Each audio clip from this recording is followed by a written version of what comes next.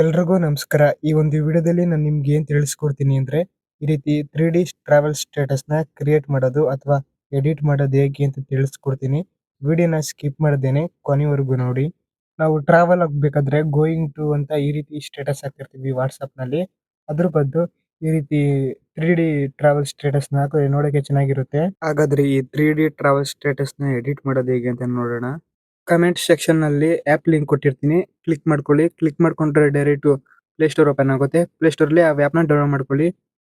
Download ಮಾಡಿ ಆ್ಯಪ್‌ನ open ಮಾಡಿದಾಗ ಈ ರೀತಿ ಬರುತ್ತೆ. ಇಲ್ಲಿ ಸ್ಟಾರ್ಟ್ ಪಾಯಿಂಟ್ ಅಂತ ಇರುತ್ತೆ.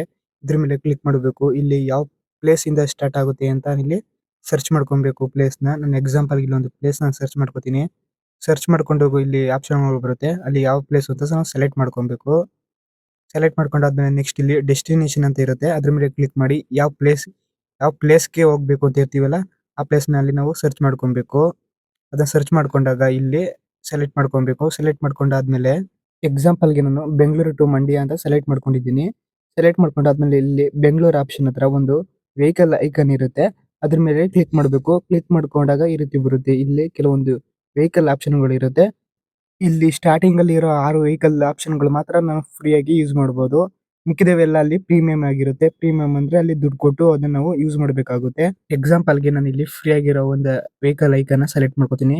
ಸೆಲೆಕ್ಟ್ ಮಾಡ್ಕೊಂಡಾದ್ಮೇಲೆ ಅಲ್ಲಿ ಕಲರ್‌ಗಳನ್ನ ಕೇಳುತ್ತೆ. ನಮ್ಗೆ ಯಾವ ಕಲರ್ ಇಷ್ಟ ನಾವು ಅದನ್ನ ಸೆಲೆಕ್ಟ್ ಮಾಡ್ಕೊಬೋದು. ಸೆಲೆಕ್ಟ್ ಮಾಡ್ಕೊಂಡಾದ್ಮೇಲೆ ನೆಕ್ಸ್ಟ್ ಇಲ್ಲಿ ಬೆಂಗಳೂರು ಟು ಮಂಡ್ಯ ಒಂದು ಲೈನ್ ಇದೆ. ಆ ಒಂದು ವೆಹಿಕಲ್ ಇವಾಗ ಸ್ಟ್ರೈಟ್ ಆಗಿ ಹೋಗುತ್ತೆ. ನಮ್ಗೆ ಸ್ವಲ್ಪ ಕ್ರಾಸ್ ಆಗ್ಬೇಕು ಅಂದ್ರೆ ನಾವು ಈ ರೀತಿ ಕ್ರಾಸ್ ಆಗಿ ಅಡ್ಜಸ್ಟ್ ಮಾಡ್ಕೊಬೋದು. ವಿಡಿಯೋನ ಇವಾಗ ಪ್ಲೇ ಮಾಡಿ ನೋಡಕ್ಕೆ ಇಲ್ಲಿ ಪ್ಲೇ ಆಪ್ಷನ್ ಇರುತ್ತೆ. ಈ ಆಪ್ಷನ್ ಮೇಲೆ ಕ್ಲಿಕ್ ಮಾಡ್ಕೊಬೇಕು. ಕ್ಲಿಕ್ ಮಾಡ್ಕೊಂಡಾಗ ನೆಕ್ಸ್ಟ್ ಈ ರೀತಿ ಬರುತ್ತೆ. ಇಲ್ಲಿ ಆ ಒಂದು ವಿಡಿಯೋ ಈಗ ಯಾವ ರೀತಿ ಬಂದಿದೆ ಅಂತ ನಾವು ಇಲ್ಲಿ ನೋಡ್ಕೊಬೋದು. ನೆಕ್ಸ್ಟ್ ಇಲ್ಲಿ ಕೆಲವೊಂದು ಆಪ್ಷನ್‌ಗಳಿವೆ. ಅವು ಹೇಗೆ ಯೂಸ್ ಆಗುತ್ತೆ ಅಂದ್ರೆ ಇಲ್ಲಿ ವಿಡಿಯೋ ಲೆಂತ್ ಅಂತ ಇದೆ. ಈ ಒಂದು ವಿಡಿಯೋ ಲೆಂತ್ ಲೈನ್ ನಾವು ಮುಂದಕ್ಕೆ ಎಳೆದ್ರೆ ಜಾಸ್ತಿ ಆಗುತ್ತೆ ವಿಡಿಯೋ ಲೆಂತ್. ಸ್ವಲ್ಪ ಹಿಂದಕ್ಕೆ ಎಳೆದ್ರೆ ವಿಡಿಯೋ ಲೆಂತ್ ಸ್ವಲ್ಪ ಕಡಿಮೆ ಆಗುತ್ತೆ. ನೆಕ್ಸ್ಟ್ ಇಲ್ಲಿ ಮಾಡೆಲ್ ಸೈಜ್ ಅಂತ ಇದೆ. ಆ ಒಂದು ಲೈನ್ ನಾವು ಅಡ್ಜಸ್ಟ್ ಮಾಡ್ಕೊಂಡು ವೆಹಿಕಲ್ ಸೈಜ್‌ನ ಇನ್ಕ್ರೀಸ್ ಅಥವಾ ಡಿಕ್ರೀಸ್ ಮಾಡ್ಕೊಬೋದು. ನೆಕ್ಸ್ಟ್ ಇಲ್ಲಿ ಈ ಒಂದು ಫಸ್ಟ್‌ನೇ ಆಪ್ಷನ್ ಮೇಲೆ ಕ್ಲಿಕ್ ಮಾಡ್ತಾ ಹೋದ್ರೆ ಆ ಒಂದು ವಿಡಿಯೋ ಲೆಂತ್ ಕಡಿಮೆ ಆಗ್ತಾ ಹೋಗುತ್ತೆ.